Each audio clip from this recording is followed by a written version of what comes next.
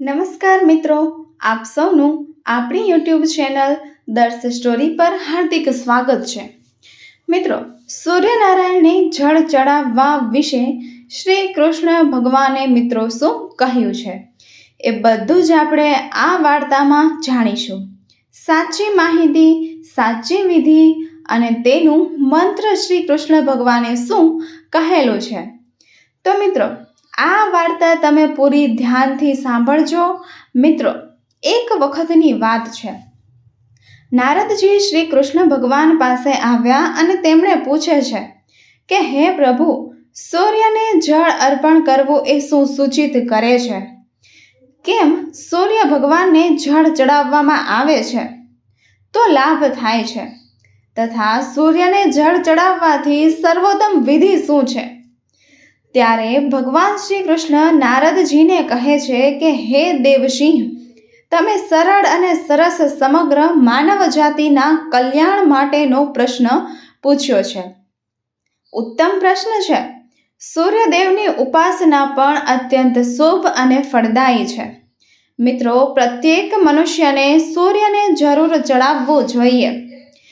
એ દેવર્ષિ, તમને હું અત્યંત પવિત્ર કથા સંભળાવું છું મિત્રો, જેનાથી તમારા મનની દુવિધાઓ દૂર થઈ જશે અને તમારા બધા જ પ્રશ્નોનો ઉત્તર પણ તમને મળી જશે.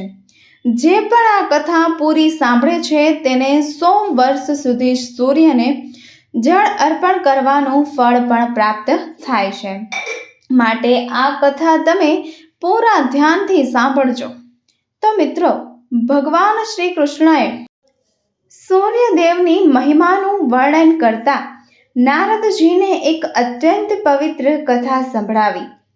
આ કથામાં સૂર્યદેવને જળ ચડાવવાની સાચી વિધિ અને સૂર્યદેવનું અત્યંત શક્તિશાળી એવો મંત્ર બતાવ્યો છે.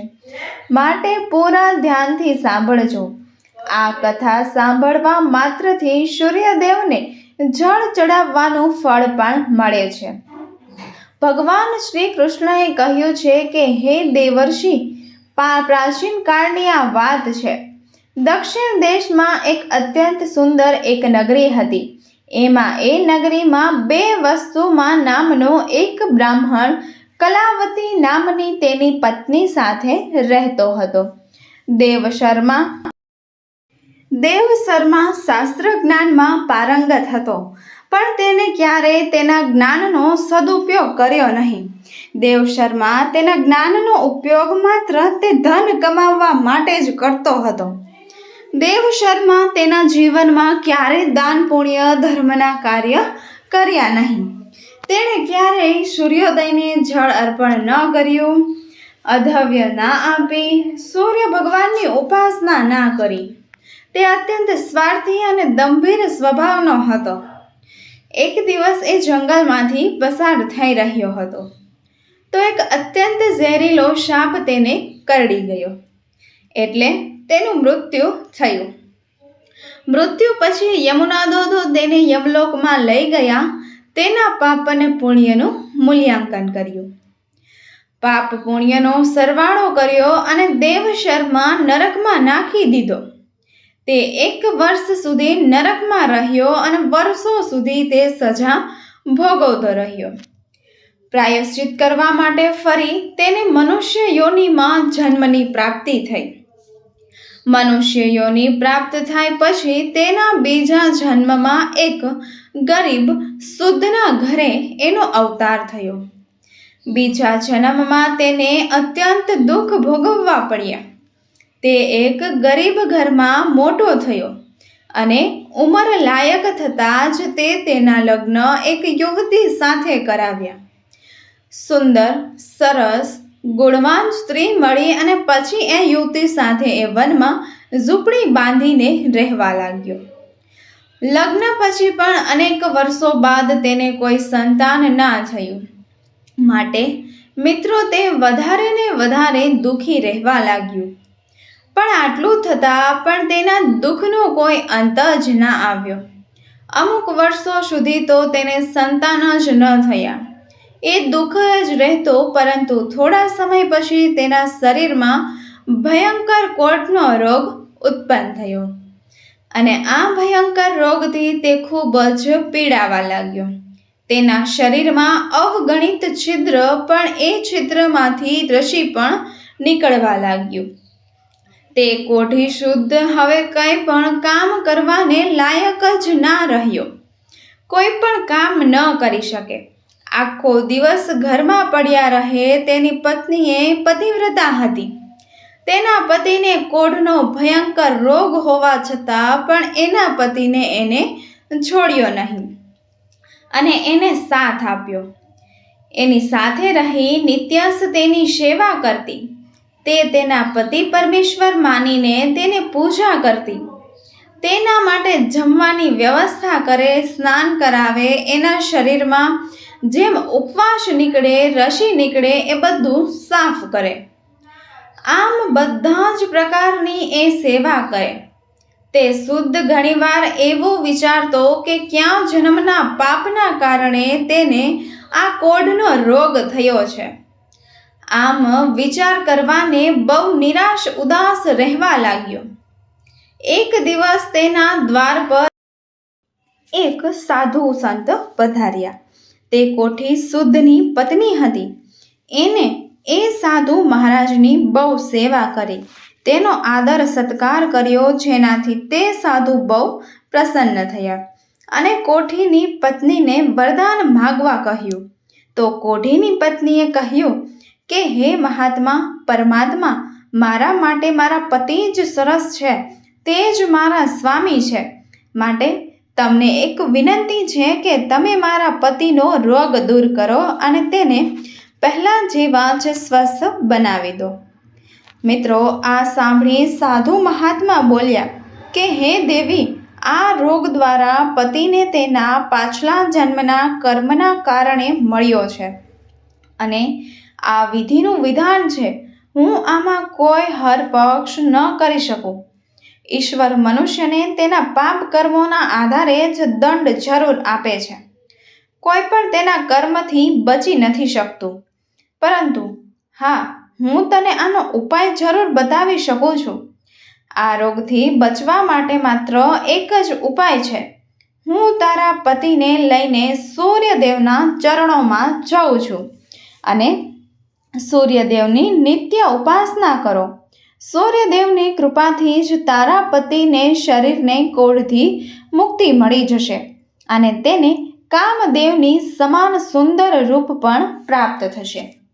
પછી તે સાધુ મહાત્માએ સૂર્યદેવની ઉપાસના વિધિ બતાવી. તે જ વિધિને જાણીને તે કોઢીની પત્ની તેના પતિ સાથે મળીને પૂરી નિષ્ઠા અને શ્રદ્ધાથી સૂર્યદેવની ઉપાસના કરવા લાગી અને થોડા જ દિવસોમાં તેના પતિનો પૂરેપૂરો કોઢનો રોગ હતો એ મટી ગયો. તે સ્વસ્થ થઈ ગયો. કોઢના રોગથી તેને મુક્તિ મળી અને તેને સૂર્યદેવની કૃપાથી તેને સુંદર રૂપ, બળવાન શરીર અને ધન સંપત્તિની પ્રાપ્તિ થઈ અને તે કોઢી શુદ્ધ ધનવાન બની ગયો. ભગવાન શ્રી કૃષ્ણ કહે છે, હે નારદ, હવે તમને હું સૂર્યદેવને પ્રસન્ન કરવાના વિધિ અને તેને મંત્ર વિશે હું કહું છું, જેને કરવાથી મનુષ્યના બધા જ રોગ નષ્ટ થશે અને ઉત્તમ સ્વાસ્થ્ય મળે છે અને સુખ સમૃદ્ધિની પ્રાપ્તિ પણ થાય છે. ભગવાન શ્રી કૃષ્ણ બોલ્યા, હે નારદ, દરરોજ સૂર્યદેવને જળ ચડાવવા માટેનો એક એવો નિયમ છે જે મનુષ્યના જીવનમાં બહુ જ મોટો બદલાવ લાવી શકે છે કે એના વિના આ પૂરી ધરતીનું ઉથલ પાથલ થઈ જાય અને જો સૂર્યનારાયણ ન હોય તો આ ધરતીમાં કોઈ પણ મનુષ્ય કે પ્રાણી જીવિત ન રહી શકે. સૂર્યદેવ પ્રકાશ, સકારાત્મકતા, ઇન્દ્રિયોનો સ્વયં ઉર્જા, આરોગ્ય વગેરેના દેવતા છે. સૂર્યદેવને એકમાત્ર જળ ચડાવવાથી સંકટ દૂર થઈ જાય છે. સંસારની બધી જ મુશ્કેલીઓનો ઉપાય સૂર્યદેવ પાસે છે. સૂર્યદેવની ઉપાસનાથી આત્માને શુદ્ધિ થાય છે અને મનોબળ પણ વધે છે. સૂર્યોદયના કારણે સમયે સૂર્યદેવને કિરણોથી વાતાવરણમાં શુદ્ધતા અને સકારાત્મકતા પણ આવે છે. જો રોજ સવારે સ્નાન કરીને ઓમ નમો ભગવતે શ્રી સૂર્યજશે નમઃ ઓમ ભૂર્ભુવસ્વઃ તત્સવિતુર્વરેણ્યં ભર્ગો દેવસ્ય ધીમહિ ધિયો યો ન પ્રચોદયાત નમો ભગવતે શ્રી સૂર્ય દિત્યાક્ષી તેજહે હો વાહિની વાહિની વાહે. તેના મંત્રનું ઉચ્ચારણ કરીને જળ ચડાવવામાં આવે તો તેના ઘણા બધા મિત્રો લાભ થાય છે. કુંડળીમાં અન્ય ગ્રહો હોવાથી સૂર્યની શુભ અને અશુભ સ્થિતિમાં રહેવાથી જીવન ઉપર પણ તેનો શુભ અને અશુભ પ્રભાવ પડે છે. સૂર્ય શુભ સ્થિતિમાં હોય તો આપણને સમાજમાં ભરપૂર પ્રમાણમાં માન સન્માન પ્રતિષ્ઠા યશ અને સફળતા મળે છે. અને જો સૂર્ય અશુભ સ્થિતિમાં હોય તો તેની વિપરીત પરિણામ મળે છે. માટે જો કુંડળીમાં સૂર્યની સ્થિતિ મજબૂત કરવી હોય તો જ્યોતિષશાસ્ત્રમાં એવી વસ્તુ બતાવવામાં આવી છે કે જેને પાણીમાં નાખીને સૂર્યદેવને અર્ઘ્ય અર્પણ કરવાથી શુભ પરિણામ મળે છે. પણ મિત્રો, ઘણા લોકો સૂર્યને જળ આપતી વખતે બહુ મોટી ભૂલોને કરી બેસે છે. સૂર્યદેવને જળ ચડાવતી વખતે મહત્વપૂર્ણ નિયમોના પાલન પણ મિત્રો કરવા જોઈએ. ખોટી રીતે જો અર્ઘ્ય આપવામાં આવે તો સૂર્ય ભગવાનનું અપમાન થયું ગણાય છે અને મનુષ્યને કેટલાય પ્રશ્નોનો સામનો કરવો પડે છે. અને જળ અર્પણ કરવાનું પણ મિત્રો કોઈ ફળ પણ નથી મળતું. મિત્રો, સૂર્યદેવને જળ આપતા સમયે વિધિનું પાલન કરતી વખતે સૂર્યના મંત્રનો જાપ કરી અને ત્યારબાદ જ જળ ચડાવવું જોઈએ. તો જ સૂર્યનારાયણને જળ ચડાવવાનું ફળ મળે છે. મિત્રો, શાસ્ત્રો અનુસાર સૂર્યદેવ અપ્રસન્ન થાય અને જો ક્રોધે ભરાય તો મનુષ્યની બુદ્ધિનો નાશ થાય છે. તેને ચારેય બાજુથી અપમાનોનો સામનો કરવો પડે છે. આવા વ્યક્તિની આંખોની રોશની પણ જતી રહે છે. વ્યક્તિની વિદ્યા પણ નષ્ટ પામે છે. તેને યાદશક્તિ સ્મરણ શક્તિ પણ નબળી પડી જાય છે. પિતા પુત્રમાં અકારણવાદ વિવાદ થવા લાગે છે અને તેના હાથે જાણી અજાણી કેટલાય અપરાધો પણ મિત્રો થઈ જાય છે. ત્યારબાદ મિત્રો, સૂર્યદેવના જળ અર્ઘ્યમાં કોઈ પણ ભૂલ ન કરવી જોઈએ. પૂરી વિધિથી અને મંત્રથી જ જળ ચડાવવું જોઈએ. સૂર્યદેવને જળ આપતી વખતે અર્ઘ્ય આપવાનો મતલબ છે કે સૂર્ય દેવતાને ભક્તિભાવથી જળ અર્પણ કરવું. આ જળ બંને હાથને ભેગા કરીને તાંબાના પાત્રમાં શુદ્ધ જળ ભરીને સૂર્યદેવને જળ અર્પણ કરવું જોઈએ. પણ મિત્રો, એ વાતનું ધ્યાન રાખવું કે જો તમે તમારા હાથની ઓઝલ બનાવીને સૂર્યનારાયણને જળ ચડાવો છો તેમજ હાથમાં પાણી લઈને ઝડપ પણ કરો છો તો હાથની નજરની અને અંગૂઠાની એકબીજાને હાથથી જોડીને ન રાખો. એટલે કે હાથના બંને અંગૂઠા એકબીજાને સ્પર્શ ન કરવા જોઈએ. બંને હાથના અંગારા અંગૂઠાને ફેલાવીને રાખો, દૂર રાખો. જો આપણે આંગળી અને અંગૂઠાને જોડીએ છીએ તો રાક્ષસી મુદ્રા બની જાય છે અને આ મુદ્રા બનાવતી વખતે આપણે સૂર્યને કરવું એ શુભ માનવામાં પણ મિત્રો નથી આવતું. જો તમે કોઈ પાત્રમાં તાંબાના લોટામાં અર્ઘ્ય આપો છો તો પણ એ પાત્રને બંને હાથના અંગૂઠાને સ્પર્શ ન થવા દો. આ વાતનું ખાસ ધ્યાન રાખો. અર્ઘ્ય આંખના સમયે તમારા બંને હાથને ઉપર ઉઠાવીને પાત્રને પકડીને માથું ઝુકાવીને રાખો અને જળ અર્પણ કરો. સૂર્યદેવને અર્ઘ્ય હંમેશા સૂર્ય ઉદય થતા સમયે આપવું જોઈએ. ઉગતા સૂર્યની ઉપાસના કરવી એ મિત્રો હંમેશા શુભ માનવામાં આવ્યું છે. સૂર્યોદયના 2 કલાક પછી સૂર્યદેવને જળ આપવાનું, જળ ચડાવવાનું કોઈ પરિણામ નથી મળતું. જો કોઈ કારણવશ તમે સૂર્યોદયના સમયે ન આપી શકો તો 3 વાર અધરી આપવાના બદલે 4 વાર અધર્ય આપવું જોઈએ અને સૂર્ય પાસે ક્ષમા માંગી લેવી જોઈએ કે આનાથી દોષ ઓછા થઈ જાય છે. મિત્રો, સૂર્યદેવને જળ તાંબાના પાત્રમાંથી જ ચડાવવું જોઈએ. તાંબાને સૂર્યદેવની પ્રિય ધાતુ પણ માનવામાં આવે છે. માટે સૂર્યદેવને જળ ચડાવવા માટે તાંબાના પાત્રનો જ ઉપયોગ કરવો જોઈએ. બીજી ધાતુના પાત્રમાંથી જળ ચડાવવાથી કોઈ લાભ થતો નથી. પરમાત્માએ સૂર્યદેવના જગતમાં પ્રકાશ ફેલાવવા, સંચાલન કરવા માટે તેના તેજથી શરીરમાં જ્યોતિ પ્રદાન કરવા તથા જઠર અગ્નિના રૂપમાં અન્ય સૈને એટલે કે અન્નને બચાવવાનું કાર્ય સોંપ્યું છે. મિત્રો, આ કારણથી જ તાંબાના પાત્રમાં રાખેલા જળને પીવાથી વ્યક્તિને પેટથી જોડાયેલા રોગોમાંથી પણ મુક્તિ મળે છે. એ તાંબા નામના પાત્રમાં ગંગાજળ અથવા પવિત્ર નદીનું પાણી ભરવું ન શકે તો શુદ્ધ જળનો ઉપયોગ કરવા માત્ર પાણીથી ક્યારેય ન આપવું જોઈએ.